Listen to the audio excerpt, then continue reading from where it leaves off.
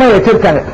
அந்த வேலையை நீங்க செய்யாது என்று சொன்னா நாங்க அவுலியாக்களை திட்டமா நீங்க திட்டுறீங்க.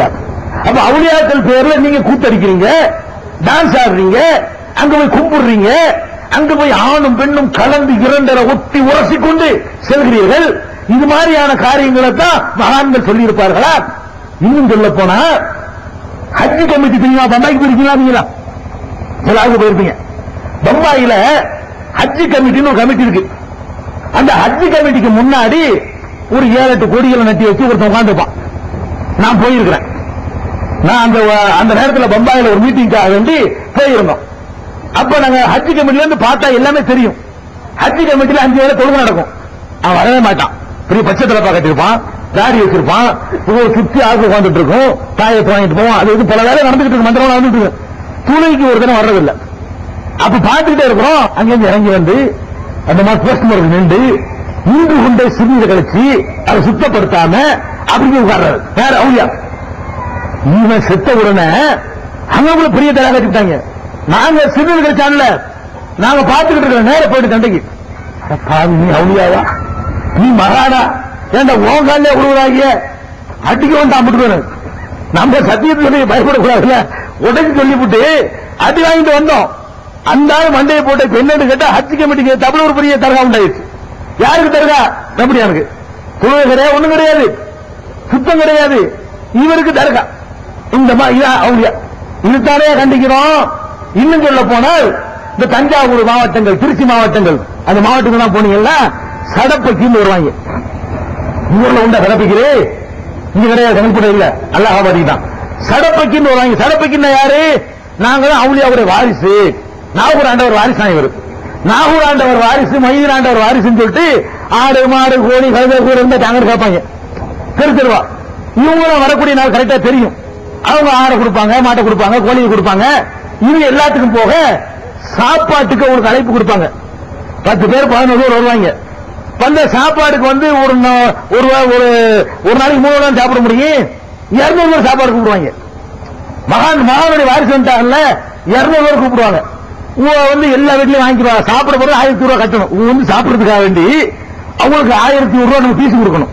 நீங்க சாப்பிடுவாங்க, 1000 ரூபாய் கொடுங்க. 1000 ரூபாய் வாங்கிடுவாரு. வாங்கிட்டு என்ன செய்வாருன்னா எல்லா வீட்லயும் போய் அந்த சாப்பாடு சரண்ல வச்சு நகை வெட்டி 6 மாசம் இருக்கும். கஞ்சாவரை குடிப்பான். கையை கழுவ மாட்டாங்க. அவ்வளவு சுத்தமான கையை வச்சு பிசைகிறது. அதுல உள்ள சரக்கெல்லாம் இறங்கும். பிசைஞ்சிட்டு வந்துவார். இதை எடுத்துக்கொண்டு தெருவா பங்கு வைக்கிறது. நம்ம தாய்மார்கள் என்ன செய்வாங்க, தஞ்சாவூர் தாய்மார்கள், அதுக்கு போட்டு எனக்கு உனக்கு ஒரு ஆளுக்கு ஸ்பூன் தான் கிடைக்கும்.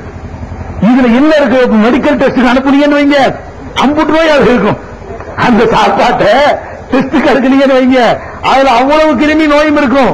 இந்த மாதிரியான ஒரு அயோக்கியத்தனம். இவங்க மகான் அவுலியா பள்ளிவாசல் உட்கார்ந்து இருப்பாங்க, பாங்க சொல்லுவாங்க, பள்ளிவாசல் உட்கார்ந்து கஞ்சி அடிப்பாங்க. அந்த ஊர்ல உள்ள பள்ளிவாசல்ல கேட்க மாட்டாங்க, அவுலியா விட்ட வாரிசு, அவுலியா விட்டு வாரிசுனா கஞ்சி அடிக்கலாம்ல, அப்படி நடப்பு. அந்த மாதிரி தொழுவ வர மாட்டாங்க. தொழுகை நடக்க அந்த ஓரத்தில் வெளிப்படையில படுத்து கிடப்பாங்க அவுலியா விட்டு வாரிசு.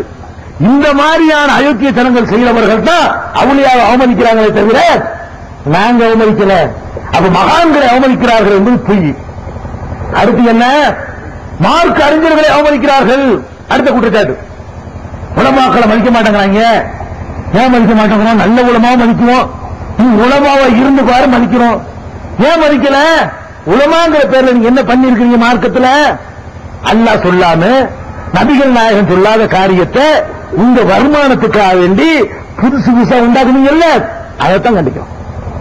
அதைத்தான் எதிர்க்கிறோம். உங்களை எதிர்க்கல. நீங்க உண்டாக்குன செயல்கள் இஸ்லாத்தில் இல்லாது. இஸ்லாத்துல புரோகிதம் கிடையாது. இஸ்லாத்துல கடவுளுக்கு மனுஷனுக்கு புரோக்கர் கிடையாது. நீங்க என்ன பண்றீங்க? ஒரு கல்யாணம் எடுத்துக்கிறீங்க. கல்யாண பேச்சு நடத்துறதுல ஆரம்பிச்சு எத்தனை பாத்தியா வராங்க பாத்தீங்களா? எல்லாத்துக்கும் காசு. கல்யாண பேச்சுல பந்தக்கால் வருவாங்க. பந்தக்காலை ஊண்டுவதற்கு அவரை கூப்பிடுவாங்க, அது பாத்தியா பாரு, அதுக்கு ஒரு 10 ரூபா. பந்தக்காலை ஊண்டி சட்டி வைப்பாங்க. அடுப்புல சட்டியை வச்ச உடனே அதுக்கு ஒரு பாத்தியா பாரு, அதுக்கு ஒரு 10 ரூபா. சட்டி வைக்கிறது பாத்தியா. அதுக்கப்புறம் என்ன, மாப்பிள்ளைக்கு தலையில தொப்பியை மாற்றுவாங்க. தொப்பி தூக்கி வச்சு அது பாத்தியா, அதுக்கு ஒரு காசு. வாசல விட்டு கல்யாண மாப்பிள்ளை இறங்குவாரு, அது பாத்தியா. அங்க பள்ளிவாசல் இருக்கும், அது பாத்தியா. என்ன வாத்தியம்? எந்த மார்க்கத்தில் இருக்கு? ஏப்பா நபிகள் நாயகம் ஸல்லல்லாஹு அலைஹி வஸல்லம் பண்ணாங்களா? நீங்க சொல்லக்கூடிய எதுக்கெடுத்தாலும் பாத்தியா ஓதுறிய, இது காசுக்கு ஓதுறியா, நீ அல்லாவுக்கு ஓதுறியா? ஒரு அஜரத்தை கூட்டிட்டு போய் பாத்தியா ஓத சொல்லிட்டு அஜரத்துக்கு போங்க அல்லா கூலிக்கிறான்னு சொல்லுங்க பார்ப்போம். நீ அல்லாவுக்கு தான் ஓதுறேன்னு சொன்னா அஜரத்து வாங்க பாத்தியா ஓதுங்க, நல்ல காரியம் செஞ்சீங்க, அல்லா உங்களுக்கு பெரிய கூலிக்கிறோம் போங்க. காசுங்கடா கேப்பீங்களா இல்லையா?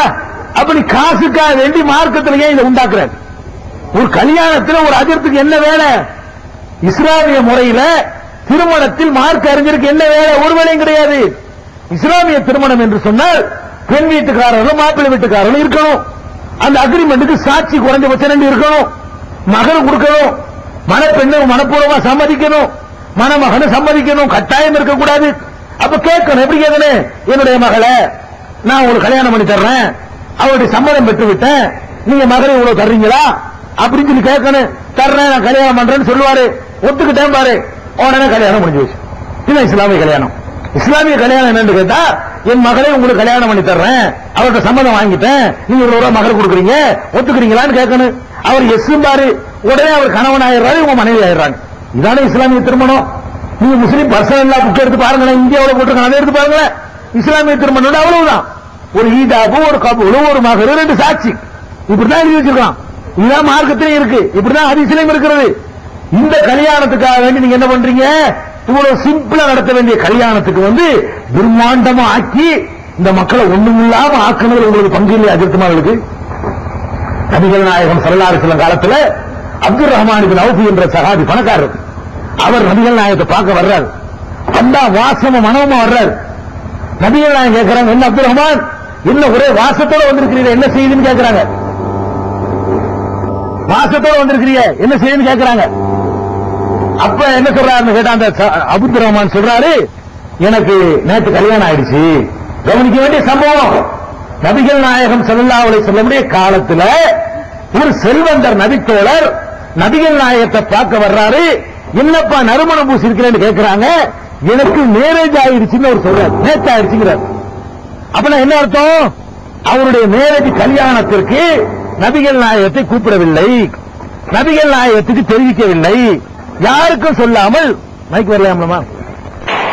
இந்த நிகழ்ச்சியை பற்றிய உங்கள் விமர்சனங்களையும் உங்கள் விளம்பரங்களையும் நீங்கள் அனுப்ப வேண்டிய முகவரி மீடியா வேர்ல்ட் 81 அங்கப்பந்தரு சென்னை 1.